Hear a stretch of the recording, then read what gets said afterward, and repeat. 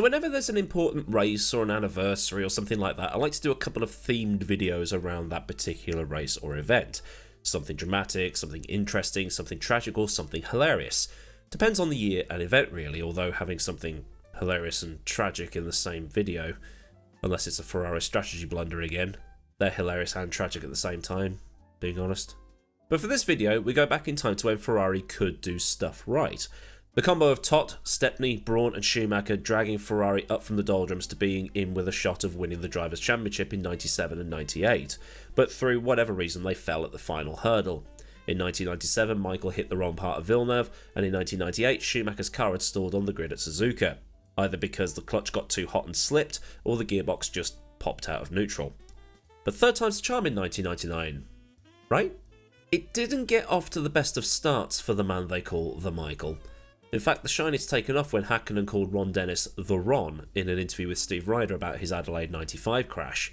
At the start of the Australian Grand Prix, the first start was aborted when Barrichello and Herbert's cars started smoking, and on the second formation lap, Schumacher had stalled his car in very much the same way he had at Suzuka, and had to start from the back of the grid.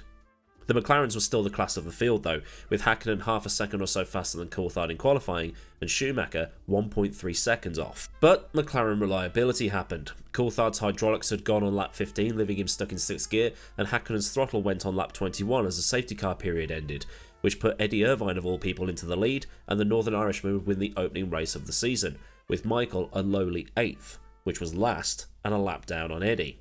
And also at this point, 8th offered no points. Hakkinen would win in Brazil to take him to 2nd in the championship, 2 points off Irvine. Michael would win at Imola and Monaco, while McLaren faltered to be leading Irvine 26-18 in the Drivers' Championship, with Hakkinen on 14. Hakkinen would win in Spain and Canada to put the Finn back on top spot, 34-30, while Frentzen won a chaotic French Grand Prix to put the standings as they are on your screen. Hakkinen on 40, the Michael on 32, Irvine 26, Frentzen 23, and Le Ralph in the Williams on 15. So then, on to the British Grand Prix, which tends to be the race where everybody's just out to have some fun. Probably the only circuit on the calendar where a bunch of people can roll by with their champagne glasses and get absolutely pelted with booze from the crowd, and then the man with the street sweeper will get cheered like he's just won the Grand Prix. The same nation that lets out a collective "Way" when someone drops a pint glass behind the bar, and the same nation that voted unanimously to name a research vessel Boaty McBoatface. This was also the midpoint of the season, and if seasons were going to get turned upside down, it would be here. In the background, things were getting a bit up in the air as Damon Hill, now disillusioned with racing in Formula 1, was hinting at retirement, and wanted to retire as soon as the British Grand Prix was over and done with. In Damon's book, he said, "The French Grand Prix was horrific. It tipped it down and I couldn't see where I was going. I had gone from being brilliant in the wet to being afraid and angry that we were expected to race in these conditions. It was time to stop. But thankfully the car did that for me by developing an electrical problem. I told EJ I wanted to do the British Grand Prix and then he could find another driver. We'd sort the money out, somehow. What did Eddie do?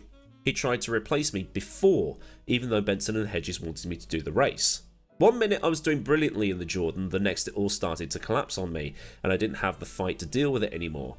I was burned out. I wanted to have the big send-off, say sayonara and thanks for everything. Everyone happy, last race at Silverstone, just like the old man, but it wasn't to be." If you haven't read Damon's book, it's brilliant. No bias, it's a good look at how his mental health was absolutely shredded by the end of his Formula 1 career, as well as the whole rescue the family name after the plane crash thing. But for us, the viewing public, the fans of those bright yellow cars, everything seemed fine. I mean, we all knew that Damon was considering it and thought, nah, he won't, but at the same time, it did seem a very real possibility that he would. Because back then, no social media, very little in the way of internet access. You found out everything through Autosport, F1 Racing Magazine and what was being discussed on ITV. But thinking about it, maybe flicking through that book and talking about how Damon's retirement came about is something for the future. It's amazing how many more stories you can extract from mentioning stuff in others. Hakkinen, though, was still the OG Mr. Saturday, taking his 6th pole of the season ahead of Schumacher, Coulthard, Irvine, Frentzen and Hill, who despite everything going on behind the scenes had done very, very well. 3 of the 4 British drivers in the top 6, the 4th in Herbert being back in 11th in his Stewart, which was a second off his teammate Barrichello and 2 seconds off the pace overall.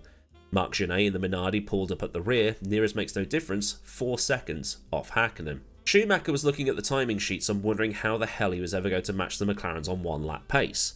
Häkkinen's car was unbelievably quick, but Michael was able to take advantage of its fragility on more than one occasion. Coulthard, meanwhile, was having stability issues under braking, but happy with third, albeit nearly 3/4 of a second away from Mika, but crucially ahead of Irvine to prevent the Ulsterman from helping out Schumacher. So the race gets underway, the same procedure as it is now. 5 red lights, pause, go. And at the start, Michael was jumped by Coulthard, who got up to second, and also by Irvine, who managed to jump ahead. But behind them, both Zanardi in the Williams and Villeneuve in that half-and-half liveried BAR were left stranded on the grid. So the race was stopped. So what happened was the 5 red lights were illuminated with flashing yellows above to indicate that this first lap was invalidated and they'd have to start again. By which point Schumacher was trying to get a switch back on Eddie coming through Beckett's and then out of Chapel to get a run down the hanger straight to nail him into Stowe. In doing so, he'd be up to third and then be able to attack DC. But as they went into Stowe, Schumacher hit the brakes and the front wheels went full lock, with the Ferrari going in a straight line across the gravel and into the tyre wall. I remember watching it live and the shocked gasps of my brother and my dad as this red cruise missile embedded itself in the tyres. Someone who was there that day said, "It was a hellish crash. He didn't slow down at all.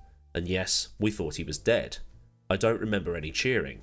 Others recall a small amount of cheering, but then again an "oh my god" or stuff to that effect can be misheard as something else. But I don't know, I'm a Walsall supporter, so what's a crowd? It took a while to get Michael out of the car. The car was deep inside the wall and getting out would be tricky, but as Ralph was told on the grid as they tried to extract Michael, the initial reports were that something wasn't right with his leg, and it was either very badly bruised or broken, but nobody knew exactly what was going on. After what seemed like forever, Schumacher was finally extracted, placed on a stretcher with marshals blocking him off with a big yellow sheet, and then placed in an ambulance to be taken to hospital in Northampton, where it was later confirmed that he had broken his right leg. Now this is where things get interesting, because you'll have people online go, well, the race was stopped, serves him right for not slowing down, but everybody was still racing at that point. The red flag was shown 30 seconds into the race, and the first anybody saw of the red flags was after Stowe Corner. Watching the 1999 season review, there are no red flags to be seen at any point along the hanger straight, so everybody was still going. By the time the red flag notification was put up on the TV screens for everybody at home, Häkkinen would have been at the bridge on the hanger straight or just past it. I've seen another clip from a German broadcast of the race and you see the red flags being waved on the exit of Stowe, close to where the modern pit lane entry is, with the smoke and gravel dust from Schumacher's crash in the background. The crash being described by the German commentators as ein hefty. Red flags at this time were not that common. If a driver stalled on the grid as the lights went out, they usually shifted the cars by the time the grid came round again. At most tracks they'd have between 80 to 100 seconds to get it moved.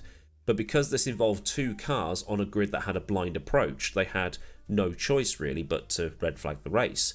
Even if in these days most of it was done behind a safety car, like when they cleared JV's BAR at Melbourne. Schumacher was also lucky not to smack into his own teammate, but on reflection hitting Irvine might have saved him from the broken leg. Both drivers would have been shaken about a bit, but Schumacher would have been able to make it back to the pits, get in the spare car and go again. Estimated impact with the wall was about 130 miles an hour, with it later being determined that his rear brakes had failed, meaning he'd slammed on the brakes harder to get the fronts to do the work, but they'd locked as he'd overdone it. As you can probably imagine, nobody remembers what happened for the rest of the race. Coulthard ended up winning after Häkkinen lost his wheel after a pit stop and ended up retiring as a result, so Mika was not able to extend his lead over Coulthard and Irvine. Despite this, he still led the championship by 12 points, because Michael and Eddie were now both on 32, with Ferrari leading the constructors by 2 points over McLaren. Hill, despite all the retirement talk, finished 5th and in the points, which made him then decide to see the season out, and he even led some of the race, which would be the last time he would ever lead one.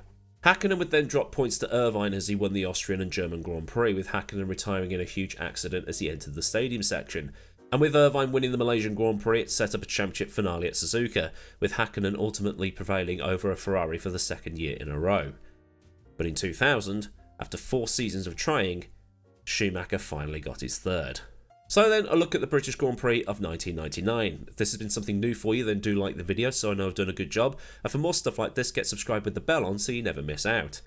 Massive thanks to the kind folk at Patreon for the continued support, and if you want to help out with supporting me on a more personal level, there's a link to Patreon in the description, along with links to Discord, socials and other stuff down there too, like the F1 Store affiliate link. Or there's super thanks if you just want to buy me a coffee or a chicken and mushroom slice. So until next time, I've been Millward, have a great day wherever you are, and goodbye.